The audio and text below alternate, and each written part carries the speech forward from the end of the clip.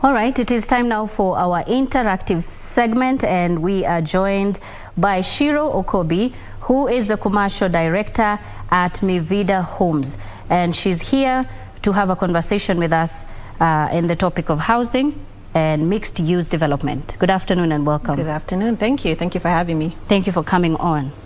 Let's just begin from the onset, from the bottom. Mixed-use development, housing. What is that? So a mixed-use development is a development that allows for synergies of uses across different types of real estate assets. So you'll find a mix of commercial, residential, retail, sometimes industrial, all providing for accessibility and convenience in one location.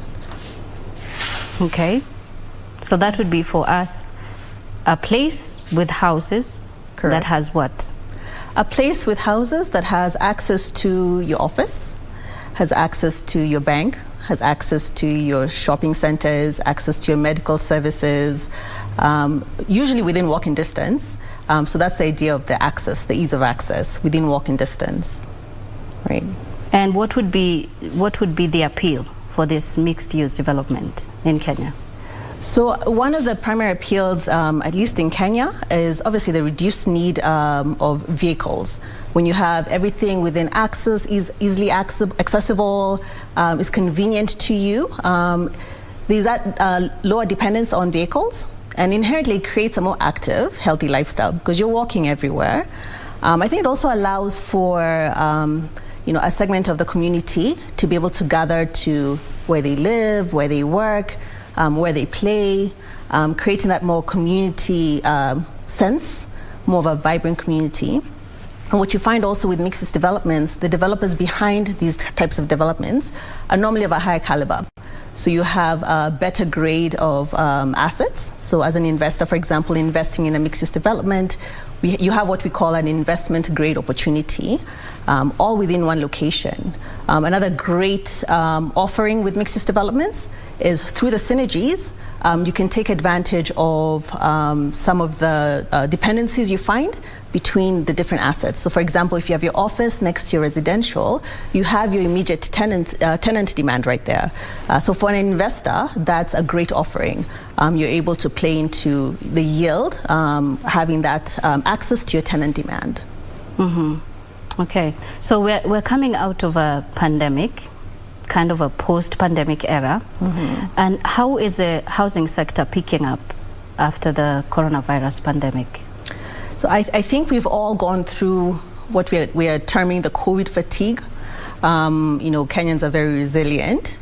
And it's business, business as usual. As developers, we are really anxious to pick up where we left off. And you're seeing that. You're seeing the revived energy from both sides of the table, from the developer side and also from the demand side. So there's definitely a desire to get the economy moving again, get back to business, coming from that hull that we had with COVID. And also just, coming from the COVID, and then now we are going into an election. And I'm sure a lot of people would be, let's wait and see, and then we will invest. So how is that affecting housing? So, we find two types of buyers within our market. You definitely have people who are entrenched locally. So those of us who are local to this market, we've been through this cycle before. We've been through election periods before. There's also that desire to kind of revive the industry coming out of COVID. So within that segment of people who are used to this type of arena, we're not seeing much movement. We are seeing continued demand from that segment of the market. Understandably, there is a small segment that are wait and see, but I think having had a history of elections before, successful elections before, there's less of that. There's less of that concern. Okay, so now let's talk about Mi Vida Homes. Let's go straight into that. This is a phase one of a 3-phase project. Okay, tell us a little bit about that. Great. Mi Vida is a joint venture between leading industry developer Actis and an Indian conglomerate, Shapoorji Pallonji Real Estate, or SPRI. And it's a middle income platform that answers the question of real quality middle income housing within our sector, which is a real need, and that's the space we're playing in.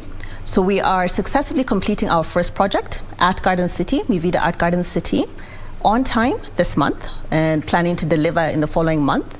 And it's phase 1 of our 3-phase project.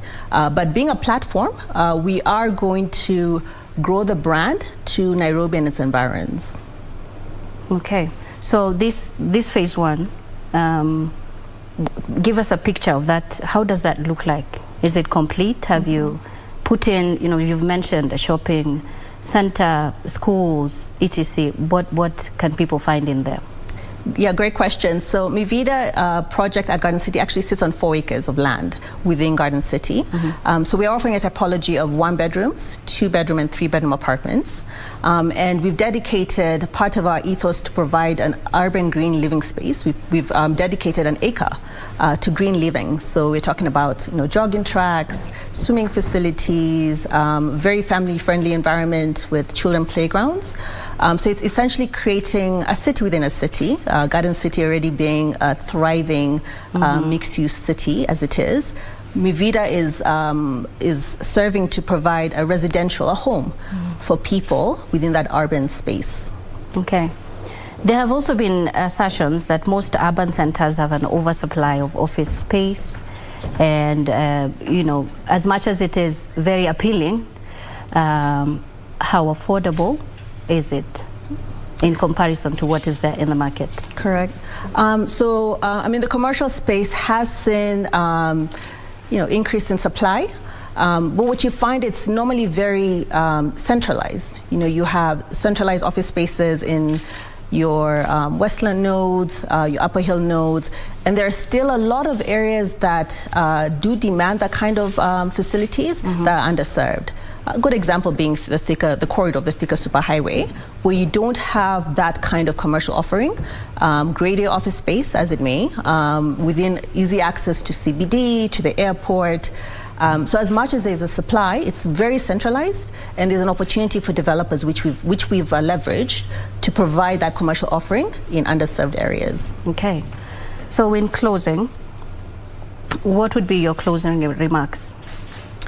I think real estate is a very interesting space right now. It's a huge contributor to our economy, so it's not only interesting but a very important space.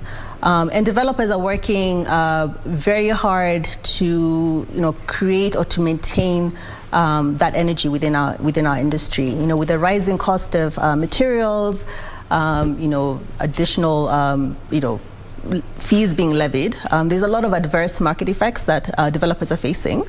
But what we found is, what we're trying to employ is best practices to soften the impact, so that we are still able to provide that quality product to our buyers, still able to provide that whatever cost savings we can achieve, pass those along to our buyers. So I think we are hopeful within the real estate space, and would want to continue to see how it unfolds through the year. Okay. Thank you so much for joining us.